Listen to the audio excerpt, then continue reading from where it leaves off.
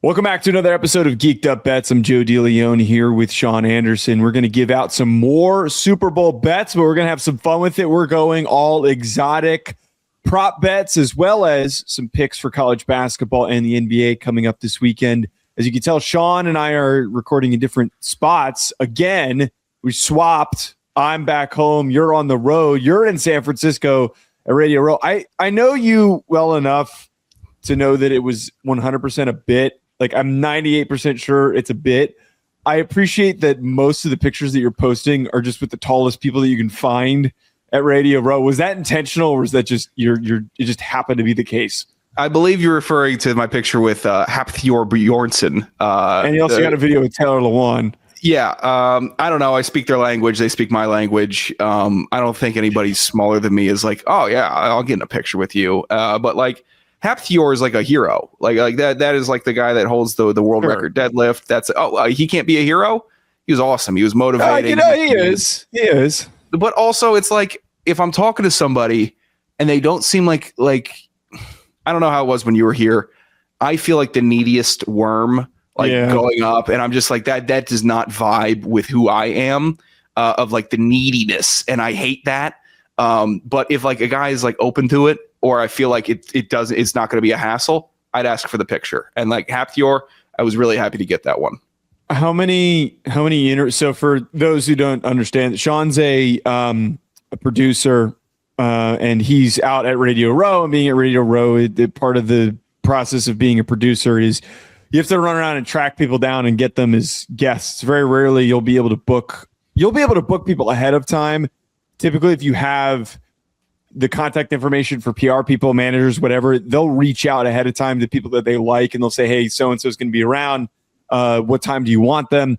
And it's also what makes it difficult when you spot somebody you want to interview.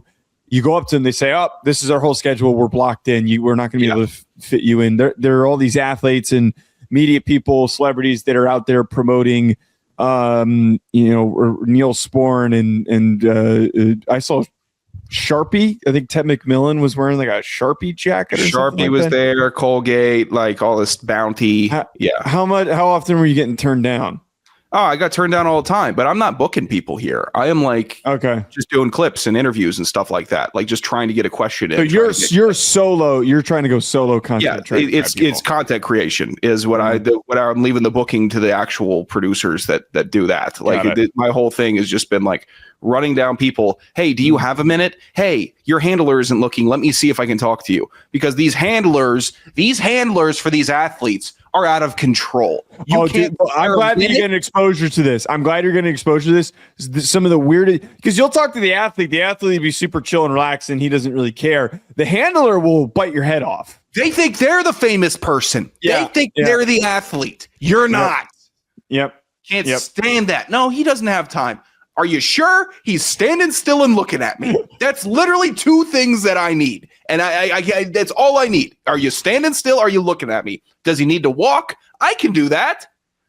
But no, he doesn't have time. Did any of the bits come? I know we're going to get into the bets in a second here. Did any of what I brought up on Monday come to fruition? Did anyone think you were an athlete? No. Did you not try to do the bit that I pitched? If you and I ever both make it to Radio Row, you and I, maybe the Sports Geek will go next year. And Sports Geek went last year, right when I first got hired by the Sports Geek. They went last year. We didn't go this year. We're going to Boston actually this year, which is going to be really fun. So there's going to be some content coming out of that. But if we go, we need to do the bit where we pretend that you're a former NFL offensive lineman and I am your handler. I think that we could get a couple of people. It was, it's not like I wasn't trying. It was not like I wasn't seeing like Tony Dungy and like, puffing out my chest. Can I get an up and down? Nope. Nothing. You know why? Because I'm a worthless nobody, and that's all I'm ever going to be. And it's just you're 6'6". That's all it counts. Yeah. That's all it means.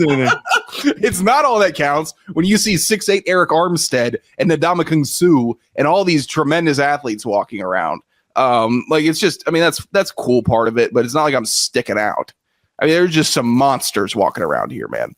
Oh yeah, it'll hum you really quick. Seeing Todd Gurley in person was one of the craziest things because he's much bigger than anyone I think expects. We're not here to reminisce though about Radio Row. We're here to share our Super Bowl prop bets for our more exotic picks that we really, really like. Sean, we already gave out our picks. For anyone who missed it, we gave out our picks that we like for the spread, prop bets. So we decided we're going to have a little bit of fun here. My first exotic prop bet that I'm going to pitch to you here. I am taking over 1.5 plus 150 number of times that God is mentioned in the post-game ceremony. I found this on a book, and when I spotted this, this has to be the biggest lock on the planet. Now, I didn't go back and do any research because this is just a goofy, fun prop bet that it would have been ridiculous if I went and tried to go listen to post-game interviews. But the amount of times that you just listen to somebody talk after a game, all I need is 2 mentions of God. That's it. 2 times. This one was the mega lock. This is the, without a doubt, 100% mega lock. I am taking this over 1.5. You know why it works? Because it could go for either team. It could go for either team. You're not going. Whoever wins, you're getting that too. And it's probably not going to be the coach or the owner that's holding the trophy. But I mean, any player, I think, is putting God up there in the Super Bowl. It's just what you do. It used to be Disneyland. Now we're going to God and we're mentioning it. That's a good pick, Joe. What's your first one? My first pick, over 2.5 times JSN is said. The abbreviation of Jackson Smith and Jigba, JSN. You can get that at -200. Remember, this is an NBC broadcast. That means we got Mike Tirico, awesome, professional, the man. And then we got Chris Collinsworth.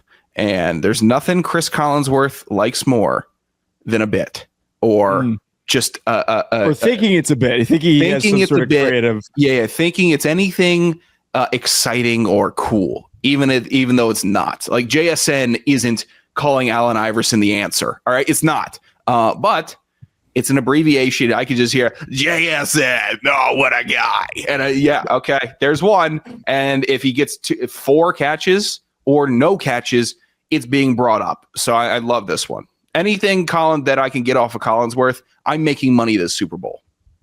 Once upon a time back when I was trying to figure out what I wanted to do in media, obviously I wanted to be a host, but I was trying to figure out a realistic path. And once upon a time, before I really dove deep into hosting, I wanted to be a game producer. Like I wanted to produce games. I wanted to produce Super Bowl. I wanted to produce national championships. Like I want to be in the truck and produce.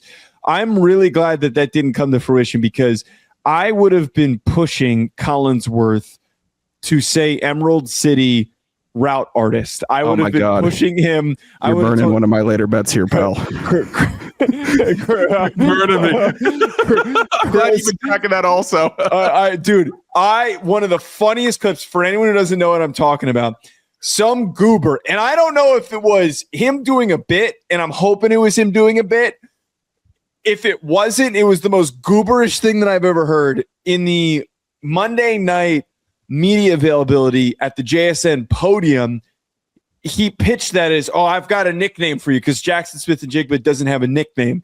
And he said, what about the Emerald City route artist? And Jackson Smith and Jigba just said, yeah, very unenthusiastically. A lot of cringe questions this year. Yeah.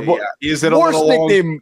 Worst nickname on the planet that I've ever heard. But if I was a producer, I'd be trying to get Collinsworth. I would convince him it's this new hip thing that everybody's been saying. I think he's highly impressionable. I think we could get it done. I think you could just tweet at him. Hey, Chris, say this tomorrow. I think that absolutely could accomplish it. All right, but this lines up with my second exotic prop bet. Collinsworth to say Nick Emenwari, which I'm probably saying it incorrectly, to say Nick Emenwari's name wrong. Yes, at plus 250.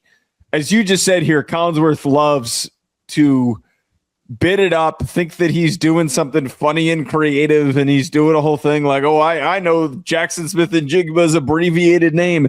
He also mispronounces the hell out of players' names. He overpronounces them. He underpronounces them. Emenwari is just that's a bear trap for him to step right on into. I can't recall if it was him or there was another player. I don't remember the last time that he did a Seahawks game, but there was one player that he kept saying his name so over pronounced, and I was just shocked by it. So was it Boye Mafe? God, no, it wasn't. It might have been someone with a Polynesian descent. Maybe it wasn't, but it might have been Eamon Wari. I think that he was saying it like really, really awkwardly. But this is going to happen. I got to check with the only problem here is it's a little bit objective on what the correct pronunciation is and if he said it incorrectly or not. We'll know if it's wrong. That's one thing I can guarantee you. We will certainly know if he duffs it. I'm expecting that also. That's a great prop, Joseph. My second prop bet here. Which GM will be shown first between the Patriots and the Seahawks? It's John Schneider, on the Seahawks. That is who is getting shown first between the two GMs. -140, you get that at.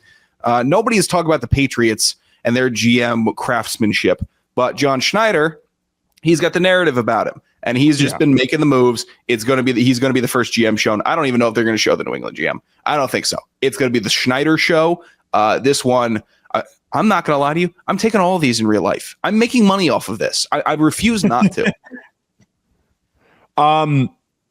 I think that this was totally plausible because Schneider oftentimes in these big games is framed as some sort of savant and architect for unbelievable rosters. So absolutely on the table.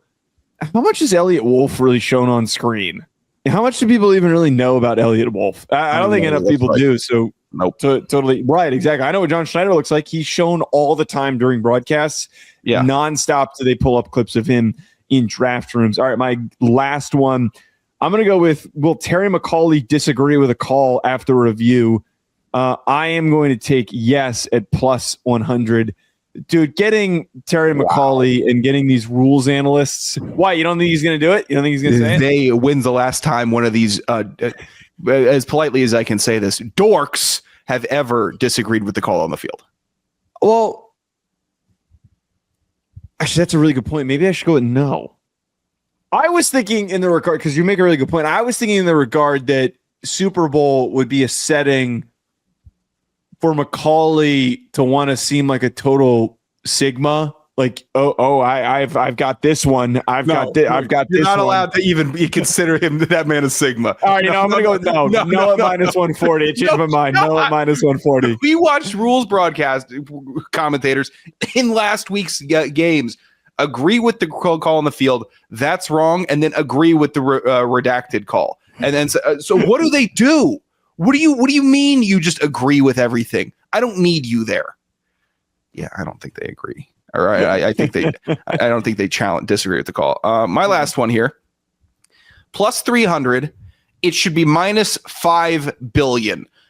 Will the broadcast mention 28-3 in this Super Bowl? It should be -5 billion that they mention it. Yeah. 1, Patriots in the Super Bowl. 2, it's a Super Bowl. 3, it's the greatest upset or comeback in NFL history in a Super Bowl. It will be mentioned. If Tom Brady is shown, oh man, remember that one, 28-3? There's so many avenues that this game and broadcast can go down to force it in. They might not do it in the first quarter, maybe not the second quarter. It doesn't matter. The game's tied. The point is scored. Seahawks have a lead. Patriots have a lead. Does not matter. That score, that game in 2016 will be brought up. The other one that I feel is a lock, and I didn't write it down, so I don't have the odds in front of me, but it's also included in the prop for the goal line. The last time that the Seahawks and the Patriots faced off at the goal line interception with Malcolm Butler, for that to be mentioned, that one's also a mortal lock. Yep. Like that one is absolutely going to get you. That one probably gets shown in the first 5 minutes. Are you kidding? Do we count the pregame broadcast? Does that count? I don't think so. It has to be kickoff it's first anthem. I think anthem starts it. Anthem, coin flip, kickoff. Okay. And this is what I love about the Super Bowl also. It's the first game all year that we get to see a freaking coin flip. We've taken the coin flip out of all broadcasting for more commercials, and everyone's like, there's gonna be people that have never seen a football game before. Like, oh, they flip a coin? Yeah, they do it every game, but you don't get to see it. No. I'm mad about that. I'm yeah, that's a really it's very, very yeah. You are cranky. We need to get you a beer. We need to get you a beer. There's plenty of ways for you to unwind. A good way for you to unwind this weekend. Sean, will be betting on some college basketball. Let's dig into pitching some of our favorite picks of the weekend. By the way, current standings, I'm 1-1. You're 2-0 on your college basketball bets. I'll relent that you're hot at the current moment. I will relent, even though I completely cut your feet out from underneath you, your legs out from underneath you when we were sitting at the bar and we were yelling at one another on Saturday. You must have had a pretty big live betting. I did.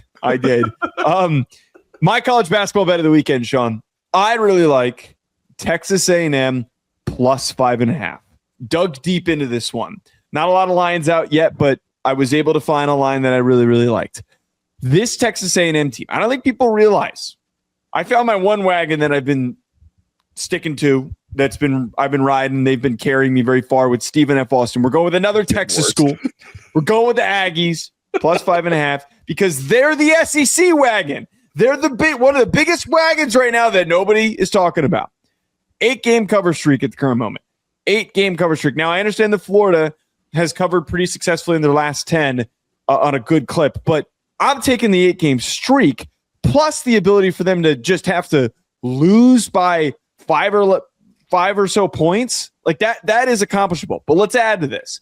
They're 6-0 this season against the spread as an underdog. They're 8-5 against the spread at home. They're 8-1 against the spread in conference games. So that is where their success is coming from, is the way that they're playing in SEC play. Lastly, last reason why I really like this. Florida is 9-11 against the spread as a favorite. A lot flowing in our direction here, Sean. There's a lot going in our direction here. And I swear to God, if I find out that you bet on Florida, I'm going to turn my ass around from Boston, and I'm going to come back into the apartment. I'm going to hit you over the head with a brick. I just seem to win when I bet against you. When I bet against you, I seem to win. And that seems to be a working path for me. I hate betting against Florida. Florida's a good team. Oh my God. Florida wins big too. It's fine. Here's the I have a weird attention span thing with SEC basketball where, it's tremendous, great athletes, but for some reason I'm not ready to give in that they're actually a very solid, very good basketball conference yet. In my whole life, it never made sense to me, like why they couldn't be good. And now that they're good, I'm like kind of agnostic to it. But I guess I'll tap in. I tell you what, they could freaking dunk in the SEC. That's one thing that they can do. So I enjoy that. I should be backing that brand of basketball instead of the boring Big East ball that I like to cover or focus on. My bet. Here's the plan, Joe. And you want to know why I keep on winning all these bets and why I'm so great and I'm just a master of college basketball betting. Chalk and you pick the top ranked teams. That is correct. I pick chalk and I pick the top ranked teams, and I pick the team that is ranked higher than the other team, and that would be UConn versus St. John's. UConn only giving a 1.5 points. It's a pick'em against St. John's, who is the roller coaster team over the last 2 years with Pitino. Oh, St. John's is going. I see it every freaking day walking into work. The newspaper articles, St. John's is back. St. John's is hot. 2 days later, St. John's is finished. St. John's is done. I don't see that about UConn. I don't see that from Hurley and company. All I do is see them win. And if they lose, he fixes it and addresses it. I'm chalky. I'm a favorite bettor, and I love it. You know why? Because I win. It's a chalky bet. Here's the problem. Here's the thing. I'm already taking this bet. And this was the bet that I almost gave out until I found all these great details with Texas A&M. So you're welcome for giving that out. But as a man who claims he wants to fade me, I'm on the same side. Wait. No. This was not previous information that was given out. So this is not technical. I can't have you putting your stink on this bet. It's too late. You just gave the pick out. Once the pick is out of your mouth, it is on the record. Everybody on the show. The pick needs to have been placed before Joe chimed in with his stench for it to hit. This is a problem. I also, just to add to this, I have problems at St. John's because last time they played against DePaul last night, They hit a bunch of unnecessary late free throws, and DePaul didn't cover. I think it was a.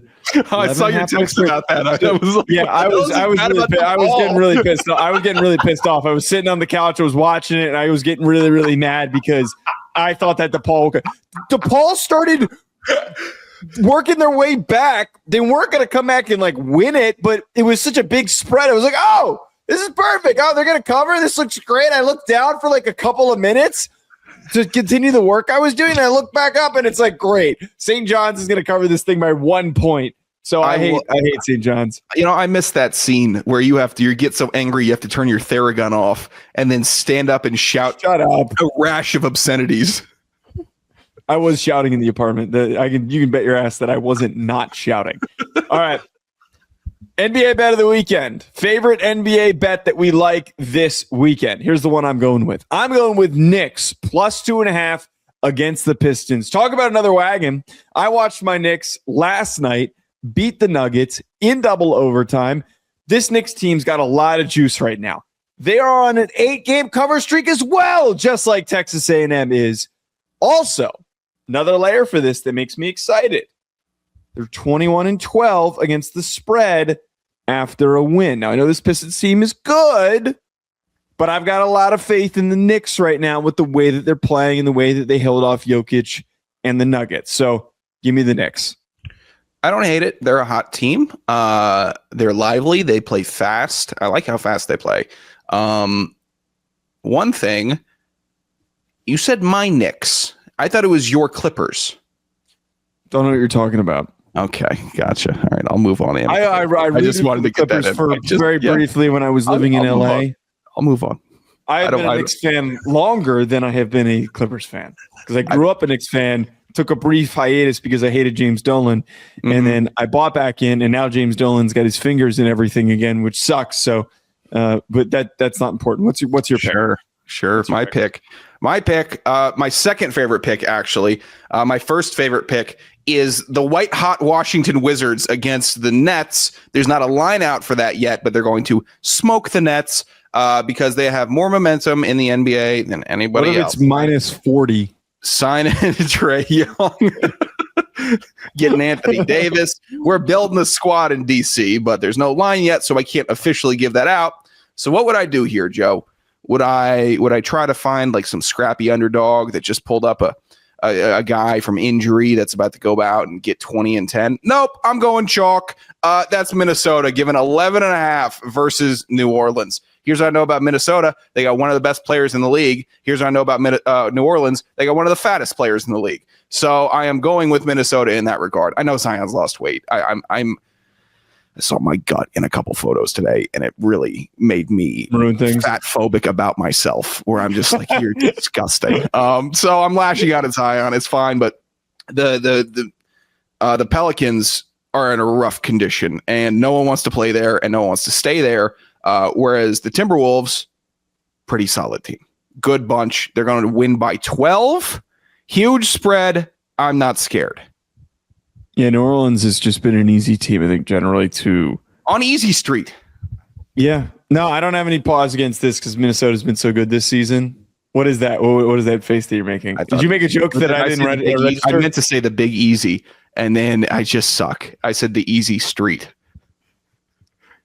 Let's move on to random bets. Yeah. I hope one of these Waymos should just clip me while I'm walking. I got my AirPods in, driverless car, just run me over. Have you tried the Waymo or no? No, I haven't tried the Waymo. Have you ran into any of the food delivery bots? No, but I've seen a lot of people in wheelchairs that don't need them, and I see a lot of people on scooters scooting about. I see. You know what? I've also seen a good amount of those one wheel skateboards where the wheel's in the middle and the you kind of balance your feet on the outside. God, stuck. Everyone that was a big LA thing, moving around in ways that aren't walking or driving. Which is I don't understand. You think of all places, California people would want to be a little bit more active, but whatever. All right, let's give out our random bets of the week, where we bet on a sporting event that we've didn't really dig much into. We're just throwing down a bet that we want to have some fun. So you hit on your, was it, what was the tennis bet that hit last week? Novak Djokovic versus Jannik Sinner, plus 810. So I've been inspired by your success of hitting that bet that I decided I was going to go with a long shot. You chasing the dragon? Waste management. I am chasing the dragon. No. I decided to go with a long shot with waste management. I've been watching the entire day. This is, I placed like 4 or 5 bets on waste management, by the way. I did a little digging and kind of looked for it to find mostly some soft ones were just top 20 finishes. Those ones are the easy ones. You know, you put a couple dollars down, you're starting to get some re-exposure to the golf world and see what's been happening. But I want to go with a plus 15,000 long shot to win the event. It started today, but I placed this before it started. Eric Cole plus 15,000. I have no analysis. You know, you can get Scotty Scheffler at like plus 1,900 right now at time of taping. That's double the odds of my Djokovic winner, and it's the best golfer in the world. Okay, no, who's this golfer that you chose? Eric Cole? Eric Cole. I don't know where he is in the standings.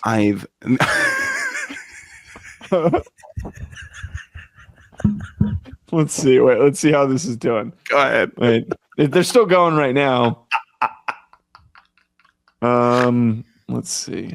Oh yeah, he's tied 76th. Joseph. His odds dropped to plus 75,000.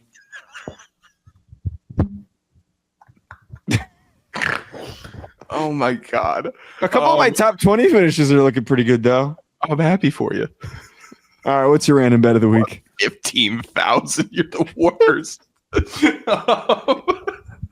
I actually did some research too. I looked up some long shots. Like I pulled that from an article. They should fire that guy. Just fire him. It was an article based on long shots. It was like, hey, if you want to go, but I would even think I would promote him. He caught my chut ass. He caught. Oh yeah. Oh, we're gonna get this dumb idiot. Hey, all the dumb idiots that don't know anything about golf are going to throw down bets. Let's put an affiliate link in there too. Well, this moron, some moron will, and I'm Chud number 1. You know who wrote it? It was actually a writer that goes by Derek Cole, and I think it's Eric Cole betting against himself. So he's just taking all your money. That's ridiculous. What's your random bet? My random bet of the week. Let's go back to darts. Lewis, put him on a gurney. Minus 148 versus Aaron Can't Breathe Adam Gill. We're going with the gurney here. And just because his name was Gurney. I was looking for Duff. Duff didn't reappear. So I went for my next favorite name. And that's what's his name? Hold on. Did that Duff bet hit? No, I think Duff lost. So you did put down the Duff. The Duff put me down. I can't get off I can't put down the Duff. Yeah. But yeah, Lewis put him on a gurney minus 148. Oh my God. All right. Hopping over to AI pick of the week. Hearing from our good friend, the AI, actually, she's not our good friend. We hate this idiot. So for anyone who doesn't know about that, I don't know why I almost let him in like that. This guy sucks. So for anyone who doesn't know, the Sports Geek has an AI betting model that delivers picks every single day, and it's typically very successful. We were asked, because our show is presented by the Sports Geek, to incorporate him into the show. So we said, all right, he can call in and give us a voicemail every single week with his favorite pick. He gave his Super Bowl pick last week. So I told him, all right, give us a prop bet this week because you already gave us your Super Bowl pick. So here's what we got from our friend, the robot. Hey guys, there go my second Super Bowl bet for you this week. That 4.5 point spread's going to hit, by the way. Screw you, Sean. Also, like Kenneth Walker, under 18.5 rushing attempts. You hear that, Sean? Screw you. Sean, I heard you're really like in San Francisco. You're having a really good time. There's a lot of hills in San Francisco. Maybe you should stay a little longer. I think you could use a little bit extra walking up those hills. Fat again, yeah. It's definitely you. I got an extra prop bet for you. Over under daily underwear changes for Sean. Lying is set at 4.5. That's ridiculous. Enjoy the Super Bowl, idiots. That was actually a good one this week. Yeah. You know, it's so what was it? Over the past 2 days, 4.5. Was it over under 4.5? after the hill walks. All right, there's one by the trash can. One by the trash. Hold on, wait, hold on.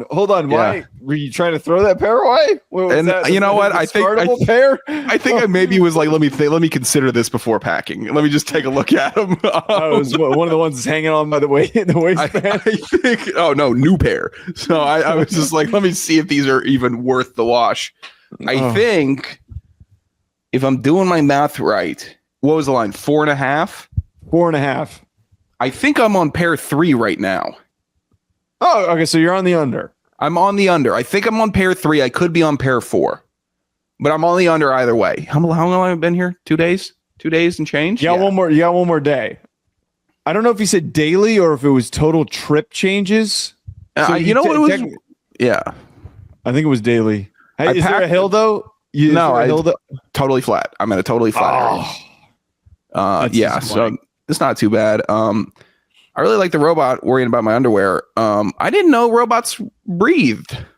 Sounded like I heard the robot taking a breath to load in a sentence. That was odd. You think that's just a software update to make it sound more realistic? I mean, he's trying to become as normal as possible. Yeah, he wants to be a real boy, so I think that he's getting as close as he possibly can. You're shocked.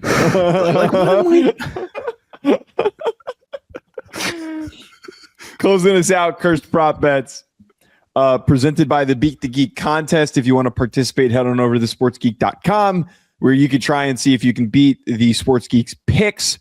I got to check where I'm in the standings, but you can still join. There's also an exotic prop bets contest that they just launched, so go and check that out over at thesportsgeek.com. Cursed prop bets are where we come up with a fake line for something that doesn't exist, and then we try to pitch our co-host on what we think the correct betting side would be. My cursed prop bet is tied to something I found on Reddit. I want to read this to you. This was a Reddit post titled "Cheated Again." This is the post. I kicked my 26-year-old girlfriend out of my Manhattan apartment in the middle of the night because I had just learned that she cheated on me with multiple men. I gave her time to carefully pack her things and get dressed. Then I made her leave. She took an Uber home roughly 40 minutes from my doorman staff lobby to her home in the suburbs. She says it was shitty of me to kick her out in the middle of the night, that it's unsafe for a woman, that her dad was very upset at me, and her girlfriends all think I should have at least let her stay until the morning. Here's my question. Do you think that the Mets are going to make the playoffs next year? And are they going to blow it again? So I didn't pull futures odds for this because I wanted to set it. Do over under or at plus. Actually, I'm going to go and check that. But do you think that the Mets are going to make the playoffs? Yeah, I think the Mets make the playoffs because there's nothing more like the Mets having a tumultuous offseason where everyone thinks all is doomed. No more Pete Alonso. What's going on with the pitching staff? And then they make the playoffs. And then the first month is great. Second month and third month are terrible. And then they start putting it together and they make it and they make a good run. I actually they're plus 160. So to win the NL they'll make the playoffs.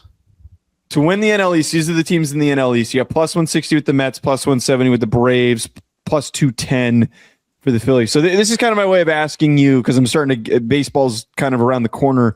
What do you think there? Can't stand the Braves.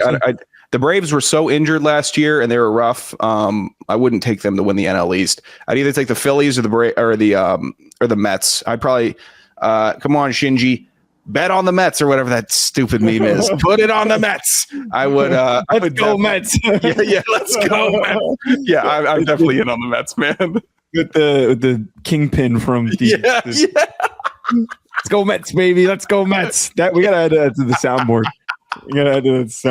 All right. What's your curse prop bet? My curse prop bet alluded to previously in the show. In the Super Bowl, Emerald City Route Artist mentioned at plus 2,500. I feel like we need better. What would it take for it to get mentioned, though? Outside of what I pitched, where there's a Zoomer production assistant that gets in his ear, I don't think Collinsworth is aware enough to have caught the clip. Yeah. someone would have to mention it to him in passing, or he would have had to have been standing there and hearing it, not realizing everyone's clowning it and thinking that it would be really creative if he brought it up on the broadcast. Could there be a graphic made in a short enough time to throw up? Oh, that's a really good point. Could we be seeing that? I would count that, by the way. I would certifiably count it. Because the way that happens is, again, you've got a Zoomer PA, graphics PA, who's like, this is going to be hilarious. And we know that now the whole bit that happens during these broadcasts where they make these ridiculous graphics, these ridiculous animations, because they know that people are going to post it on Twitter. If you really want to make some noise and you're the graphics PA, you're telling the graphic designer and who's handling these graphics to put that on there when the full screen JSN graphic comes on the screen. I mean, this is why I should be in the truck. This is why I should be in the truck. Get in that truck. I got to make some phone calls. All right, you got any final thoughts here before we close out on the Super Bowl? What I'll say about San Francisco is it could be one of the best cities in the world. It could be a top 2 city in the United States. It's got a few glaring issues that are widely known that are real issues. But for what I do and what I have done here, which is eat, drink, and talk about sports, doesn't get much better. So I think I'm going to be leaving with a pretty glowing review of San Francisco. Okay, here's the thing, though. I've heard the food's great there. It's tremendous. The bars are a bit overpriced. You tweeted some heinous tweet about some dive bar that you found that was cool. You just haven't been to enough dive bars in the city, so I don't want to hear you say anything like that. Who hasn't gone to enough dive? You go to one bar with a fish tank in it, you think you're Joey Dive. That was the... I didn't think that was some amazing dive bar. I just love going to that bar because it's got a fish tank in it. What was the take that you shared that pissed me off? I said... Let me pull it up. It was about the bar called Tempest, I believe. I said there's a dive bar in San Francisco that every dive and in NYC wishes it was. I can't believe how good it is. It was that good, man. It was an eclectic grouping of chairs that could be from schools, churches, wherever they found them, stickered up to hell. They're playing songs you've never even heard. Bartenders, hot but cool, jerseys, sports on the TV, one pool table, vintage stuff. The crowd in there was stylish. They were druggy. They were a little bit grimy. And that makes for a good dive, Joe. Okay, here's my thing. This TVs weren't great either, so that makes it an even better dive. That's fair. This feels like someone who was in San Francisco wanted to present a bar as a dive bar maxed. So I'm saying that they designed this all very deliberately. This seems all very, very deliberate. Extremely, extremely deliberate with the way that this is all done. Dive bars cannot be manufactured. It has to be through slow decay and destruction of the bar. This looks way too manicured. This is a nasty little bar, man. It's a nasty little bar. You don't even get to order food at the bar. You got to go outside and you got to order food from a different window outside the bar. Is it a hassle? Yeah. God, these are all deliberate bits. These all sound like deliberate. Like, you know what the dive bar needs? We need to do this. No, you. Hey, go to Wilton House tonight and then you report back to me about a real dive. I know that's not. Why? Because you're scared. We haven't explained. You know, maybe that is real dive. Maybe to. Do you think a Wilton House is? Wilton House is a real ass dive bar in New Jersey, in Hoboken. It is a real dive bar. Oh, actually, you know what? I was thinking of a different spot. Yeah, that's probably the diviest bar in Hoboken. Have you stepped foot in it? I have not. Have you? Then what do you know about the dive? You know what we should try to do? We should try to find the diviest dive bar. That would actually be a really good bit. We should try to find the diviest dive bar in New York City. We should make that a mission. That would make for good content. That would make for a good TikTok account of we're visiting dive bars every single day. It's going to be real divey. And you know what? We might have been to it. We already might have been to it when it was you, me, and who was it? who was with us that chilly evening? It was Gershow. You, me, and Gershow walked into maybe the most diviest dive bar in New York City. My God. Oh my God. With that cast of characters, that was terrible. With that crew that we had. Bar, though. That's a real dive bar. That is a real dive bar. There is no effort to make that a fun environment whatsoever. That's a dive bar. It was scary as all hell, Joe. My God. All right, we got to get that was one of the worst bars I've ever been in. All right, but that's what you're supposed to be saying. You should never be like, that was the best bar that I've ever been in. That's not a real dive bar. That's because I haven't lost everything yet. I'm not. We have to have context for what's a good dive bar for us. The Tempest in San Francisco is a good dive bar because people are coming in, they're wearing denim. But those are people cosplaying. It's San Francisco. Those people all work at Deloitte and Google. Those people all think that I'm cosplaying as a grungy biker. I think that I'm super cool and I've been through some tough stuff. No, I come from my $250,000 a year job to come to this bar to feel like I'm like one of the people. No. You need to leave a dive bar thinking, Sean, that you need to leave depressed. That is a real dive bar. It was a dirty ass bar, man. That's all I'm going to say. All right. At Joe DeLeone at Sanderson Radio. Hit the subscribe button and we will catch you guys after the Super Bowl.